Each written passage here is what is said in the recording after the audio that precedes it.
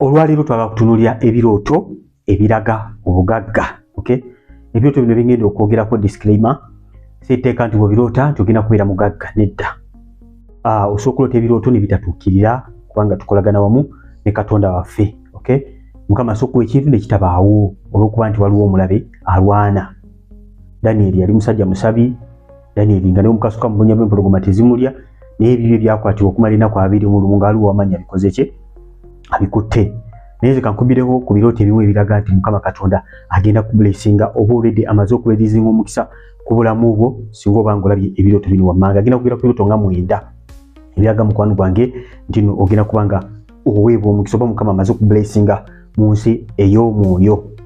Okay, ekyoto namba emu okuloota kala ya gold. Kala ya gold nakola ka video akoogera ku colors, njogera ku colors ezenjawulo ne gold namwogerako. Gold abeera n'abagagga, abaavu tebabeera na gold. Abagagga bokka babeera naki ne gold. Gold kya bugagga ky'amaanyi nnyo era in fact ensimbi mu Bible ze tulaba zalinga za gold. Feza za gold twababeeranga mu feza gold, emberanga mu silver nga ye means of currency gye bakozesanga oba ze sente ze bakozesanga mu biro ebyedda ebya Bible. Mpaka olwaleero gold akyalina value y'amaanyi nnyo ddala. So kati woloota gold mukwano gwange, kabakuwadde gold manya nti mukwano gwange obwo obugagga bw'amaanyi nnyo ddala. Ebintu byolaba mu nsi ey'omwoyo bw'obanga obitegedde kikkirize kubanga Mukama Katonda bayogedde. Bayibuli egamba Mukama ayogera naffe mu birooto naye abantu ne batakola ki? Mukama ayogera omulundi gumu ebiri anti ne batasaayo mutima. Kitegeeza nti Mukama waliwo ayogera naawe abamu ne mutasaayo mutima n'owooza naloose buloosi. Bayibuli egamba mu tulo otungi abantu nga beebase Mukama ajja n'ayogera nabo. In fact Mukama asinga kwesa nnyo birooto okwogera naffe abasinga. Batono nnyo abalaba okwolesebwa, batono nnyo abawulira eddoboozi, abasinga Mukama akwesa nnyo ki? Birooto. So Mukama aba ayogedde nawe kiba kikulu n'otegeera. Bado ne ya Mukama notanga bakuwadde gold nti mukwano gwange obwo bugagga bw'amaanyi nnyo ate buli very unique. Number 2, osobola okutanga olaba okungudde amakungulanga mangi, kulina amakungula mangi abamu ng'olaba olina ne store nga zonna zikoze ki? Zijjudde ebyobugagga obanga bina byokungudde mu nnimiro nga bingi nga birina mu store bingi nnyo ng'emmwanyi ebyomanyi byose okubanga grains ezo oba ensigo cereals oba bijanjalo ng'okungudde nga bingi ng'oterese mu store wayo manya nti mukwano gwange obeera bugagga mu nsi ey'omwoyo. Embagambye nti ebintu bino mu nsi ey'omwoyo kale ebintu byanguwa nnyo. Mukama asobola okulaga ekintu mu nsi ey'omwoyo nga tekinnabaawo naye ebyokola wakati awo biditamininga oba ogenda kukikwata oba togenda kukola ki? Togenda kukikwatako. So Mukama bakulaze kiba kirungi otambula nga Katonda waba akoze ki? Akulungamizza. So otangula bw'olina cereals nnyingi oba olina kawo olina kikasonga nga bijjudde bulungi oba okungudde ebintu nga bingi nti mukwano gwange obeera bugagga. Ngenda mu kitabo kya Genesis essula 26 nnyindo za 12 awo omusajja gwe bayita Isaac mutabani wa Ibrahimu. Bible egamba yasiga n'akungula 10 n'akungula 100-fold n'akungula bingi. Yali muvubuka Mukama gwe yagaggawaza okuyita mu makungula amangi ennyo. Sobola otanga mukwano gwo okugudde ebintu bingi nti mukwano gubeera mukisa okuva eri Katonda, gubeera bugagga nno okuva eri Mukama Katonda. Number 3, osobola okuloota ebyennyanja. Okay, ebyennyanja bikiikira bugabirizi. Yesu yafuusa ebyennyanja n'aliisa abantu. In fact omusajja gwe bayita Peetero osoma mu kitabo kya Matayo ndowooza essula 17 olunyiriri ndowooza 27 awo bwe yalinga talina musolo nga talina ssente nga bomusolo bazi Yesu yamugamba genda ovube ekinyingi kyonna asooka okukwata okyasamya akamwa kaakyo oggyemu ssente osasula omusolo gwange n'ogugwo era Peetero kyakola. So ebyennyanja bikiikirira omukisa ogw'amaanyi ennyo. Yesu ebyennyanja bisobola okukiikirira obuweereza nga Mukama akulaga ng'oli muweereza, bikiikirira okubuulira enjiri oba nga okola video ekwatagana ku byennyanja nagikola. Ogenda mu YouTube channel no searchinga kuloota ebyennyanja kitegeeza ki? By Brother Steven. Ojja kubanga mukwano wange otegeera amakulu g'ekyoto ekyo. Nabagamba niyita brother kubanga ndi muganda wammwe, tuli ba brothers and sisters. So that's why niyita Brother Steven nga ndi muki? Ndi mulokole. So sigendako mu seminari yo tojja kugamba naye sigendako mu seminari yo ndi musajja mulokole. Okay, so kuloota ebyennyanja ebisinga ng'okuganyiza ebyennyanja nga bingi. In fact nobeera mubuulizi wangi n'olaba ebyennyanja nga bingi gubeera mukisa kubanga toyinza kuleeta makungula mangi mu bwakabaka bwa Katonda ate gwe n'oviiramu awo. Okay, kali kabonera akalaga Peetero nti mu kuyita mu kuvuba ebyennyanja agenda kubanga afuna obugabirizi okuva eri Katonda era kubanga asobola okubanga afuna ebimulabirira ye ne famire yonna. Mukama waffe omulungi yeebazibwe era yakola omulimu ogwo. Petero yali musajja muvubi, Mukama bwe yamuyita obuvubi n'abumulesa n'asigala kubanga abulira bubulizi njiri era Mukama omwe yakola ki blessing yasobola omulimu gwonna gwaddamu kubanga akola. Ekyoto namba 4 osobola okuloota nga ofunye sente nga bakuwadde sente nga nnyingi nnyo mu kyoto. Ofunye sente nnyingi. Sente muzimanyi za associatingwa na bugagga ng'ogubeera mu kisa gw'amaanyi nnyo ddala, real money nga olina sente nnyingi nnyo. Ebirooto ebisinga bino bya bunnabbi. Bya bunnabbi. Mukama bakuwako obunnabbi bakulaga ebigenda okujja mu maaso. Naye nga bwe nkugambye nti ebintu ebisinga Mukama beeyogera naffe naddala ebirungi osanga tebibaddeewo olw'ensonga otambudde wamu ne Mukama. Emikisa gino gyonna Mukama agikuwa ng'otambula wamu naye. Bw'oleka akakuba akafunda n'odda mu kikuba ekigazi ekya Sitaani, osobola okumisingira omukisa gwo mu kakuba akafunda akalimu ebirungi n'ogenda mu kikuba ekya Sitaani ekijjudde emitego. Tegeeza Mukama yalimba nedda, yakulaga kyagenda okukuwa, tewafaayo. Walowooza afutalo Mukama ayogedde n'okola taakole, kana ebintu tebikoze eki tebaddeewo. So obanga olose real money wadde mu kubeera kwa Mukama mukwano we sigala onoonya Katonda, oba ogenda kubanga okirabako ne mu buliwo. Mukama waffe omulungi yeebazibwe nnyo. Obanga olimpya subscribing kweno channel, clicking akade bona kikola ekyo tojja kumisinga video zaffe ziteekayo almost buli lunaku. Okay, clicking akade, selecting all ka video mu liking bannayo kaba nkakola bulungi ka liking ka video kano nja kubanga oliwo mukisa jja kayambako kubanga katambuza mu bantu bangi. Just ka like ako kokonako abamu laba bulabi temulaikinga temusubscribinze. I don't know why ka like button kabakola bubi simanyi nimanyi tikakola bulungi video eno kajjambako kubanga ekola ki etambula. So kyalinga mu WhatsApp groups nojiwereza abalala kyakubeera kiyambako oba mikwano gyo. Okay, ekiba kirungi kubanga ofuna amagezi wekka yambako n'abantu abalala. That's why sharinga amagezi genina nammwe sobola kubanga kikola ki nammwe kibayamba. So netokodowalira magezi gano bula message zaffe liking ate era subscribing era sharinga weza n'abalala buki obubaka buno sobola kubanga kikola ki kibayambako. Kyoto namba 5 sokulotanga olaba enkuba. Enkuba ekiikirira mukisa. Enkuba bw'etonnya buli kintu kyonna kyeyagala, ebimera byeyagala, abantu beeyagala, buli kintu kyonna kiba kitambula bulungi. Okay, enkuba erefreshinga, enkuba enaaza eza bujja mukoka n'emujjawo n'egenda ng'era buli kasasiro n'enkola ki n'emujjawo kibiina kitambula bulungi nnyo ddala. Now enkuba eno nakola video ekwatagana ku nkuba eri separate. Ebintu n'ebisinga binjogerako nakola video ezibyogerako byokka nga video ezo mpanvu nga sobola kunyonyola buli kintu kyonna in details olunaku olwaleero.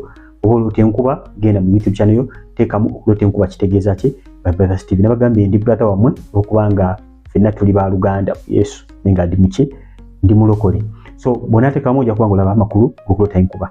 Enkuba erina kubanga nnungi, enkuba embi eba erina ebirala byetegeeza. Sometimes Mukama ayinza oba kulaga kugezesebwa kubanga yakyogerako nti omuntu azimba ennyumba ku musingi, yazimba ku lwazi, enkuba bwe yajja kibuyaga n'akuuta ennyumba yasigala eyimiridde. So bingi bikwatagana ku nkuba. So gino video eyo ekwatagana ku ki ku nkuba. Okay, naye enkuba generally ekiikira mukisa kasiteba nga terina buzibu bwonna. Ekyalo sokulota ngulaba ng'okungudde ebibala nga biki nga bingi, ebibala ebingi ebyo mukwano gwange bikiikirira bugagga, bikiikirira mukisa obugagga. Babiregera mu Balagatiya etukubiriza Amagatiya 5 so 5 etukubiriza okubala ebibala eby'omwoyo. Ebibala ebyo byobala mukwano gwange bigenda okweta n'ebyomubuliwo okubanga bikola ki nga birabika. Genda kugulirawo enzigi emikisa gya Katonda gigenda kutambula naawe kubanga otambulira mu bibala eby'omwoyo omutukuvu omuli okwagala, omuli essanyu n'ebirala ebiringa ebyo ebibala eby'omwoyo omutukuvu. Kasitaba nga tebirina buzibu bwonna bituuseeko mukwano gwange ekyoto ekyo kibeera kirungi nnyo ddala. Nekyoto namba 6 ndowooza ndezijaba namba 6. Kyoto namba 6 osobola okulotangula bakufuseeko amafuta. Nawo muwulirize bulungi wano. Kyoto ekyokufuukibwako amafuta kirooto kyabuweereza. Oluusi amafuta gayinza okukiikirira ekyo kyobadde osabira.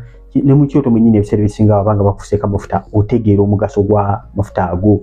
Babyogera mu kitabo kya Isaaya essula 10:27 nti amafuta gakutula ebiki ebikoligo. Wabirawo ekiba kikutuse gayinza oba gakufuukibwako gabuweereza. Sinafunako ekyoto nga lwanfukako amafuta olupasita omu yanfukako amafuta naye nga muli mu kyoto mwennyini boogera ddala gano gabuweereza. Gano gaki gabuweereza. Ntegeera nti gano gabuweereza ddala.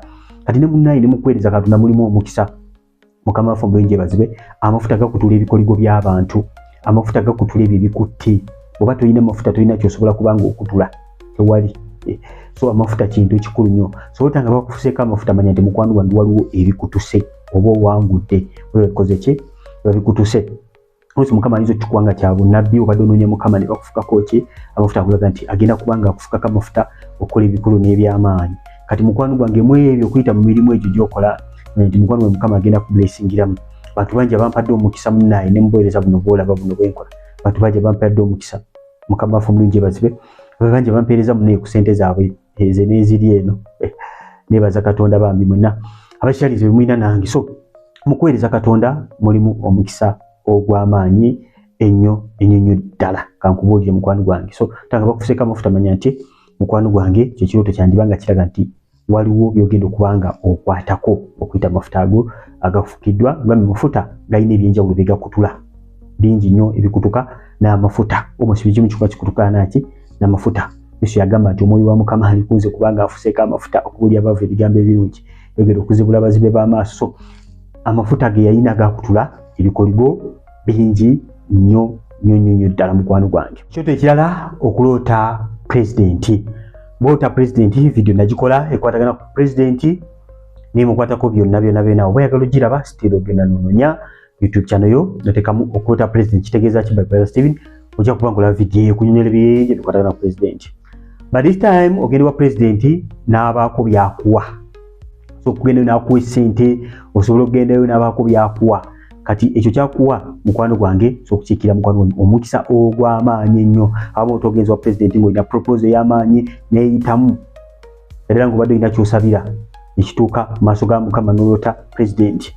oba n'ogenda olaba ng'akuwadde ssente nnyingi na mukwano gwange kibeera kyoto kya bunnabbi ekiraga nti mukama katonda agenda kukola ku nsonga zo agenda kuba ng'akola ki azikolerako ddala ekyoto ekyo twalina okukkiriza kisabiremu mukama katonda aba agenda kukuwa omukisa ogw'amaanyi nnyo ekyoto ekisembayo kyekirooto ekyokuba ng'owangudde omusajja ow'amaanyi binding the strong man ng'omuwangudde olwandiganye n'ekisajja n'okiwangula olwandiganye n'ekintu n'okikola ki n'okiwangula ekyo kyowangudde manya kirina bye kikutte ekyo kyowangudde kiyinza oba kyekikutte obugagga bwo ekyo kyowangudde kiyinza oba kyekikutte amagenda go obadde olina byosabira ebikutte kati n'oluta ng'olwandigana n'oyo w'amaanyi n'omukuba n'omuwangula bayogera mu kitabo kya Matayo 12:29 tena ayinza okuyingira mu nnyumba y'ow'amaanyi n'anyaga ebintu bye nga tasoose kukola ki kumusiba kitegeeza nti obanga olina ow'amaanyi gw'ogenda okumegana naye n'omuwangula manya nti mukwano gwange olina by'ogenda okunyaga ani ayinza okunyaga ebyoyo ow'amaanyi nga tasoose kumukwata n'amukola ki n'amusiba n'alyoka anyaga ebintu bye so kati olina okuba nga ow'amaanyi omukuba omunyageko ebintu byo olwota ng'omuwangudde mukwano gwange manya nti eno waliwo byakuteera ogenda kubimunyagako ogenda kubitwala ebyo bigenda kubeera bibyo Dawudi yakikola yakuba Goliath n'amukuba yamala okumuwangula ne bamuwa muwala wa kabaka ne bamuwa ffeeza ebintu byonna byakyukirawo just kuwangula Goliath yekka ne bikyukirawo n'afuna n'ettutumu ne batandika n'okumuyimbako nga bayimba Dawudi ne kabaka n'afuna obujja n'ayagala n'okumutta just ekintu eki kyokka strong man gwe yawangula gwe bayita Goliath kati amuyina ba Goliath mu bulamu bwammwe nga yakutte buli kintu kyonna nga bw'omukuba bw'oti n'omuwangula mukwano gwange ebirala byonna biyita mu buki boyisi byonna badde okuba n'okuba omuzimu gw'obwavu n'okuba sima gw'obutafumbirwa n'okuba ki oyinza okuba ogumu akutte buli kimu kyonna strong man n'onyaga ebyo byonna byabadde akoze ki byabadde akutte ebadde bina okwanga ebibyo byoto binsobodde okubanga ngabanako nammwe mukwano gwange subscribinga kona kade selectinga all olime kufiirwa videos entekayo buli kaseera obenga ofuna notification buli wembanga ngenda kuteekayo bintu video jaba omukwabo basooka okufuna notification ekikola ekyo subscribinga abamu abasinga obungi abaana banda batemuna basubscribinga musubscribinge mwina ka video kalikinge kasharinge kabenga kayamba omuntu omulala nze kola omulimu gw'amaanyi ne ba information bwetaaga just clickinga kona kalayike ako kyokka kyolina okuba ng'okola kasobola okuba nkayambako kutambuza video eno olina WhatsApp groups sharinga video zaffe ku WhatsApp eyo ojja kuba ziyamba bala bangi byoto byonna byenjogeddeko ebisinga nakola video ezibikwatako nga byo so ogenda n'ozinoonya noba ng'oziraba oteekamu just ekigambo ky'oloose then teekako Bible Steven ojja kubanga ofuna amakulu gaakyo alikuwa mbeere bulungi bwangu yakola video akaddako akalaga ebirooto ebiraga obusibe bino biraga buwanguzi ne waliwo ebiraga ki obusibe kona waggulu ojja kuba ng'okalaba otaako nakuteeka genda playing asooka ko ne kwaggulu awo ojja ka video akalaga obusibe. Kale mbere bulungi mweraba.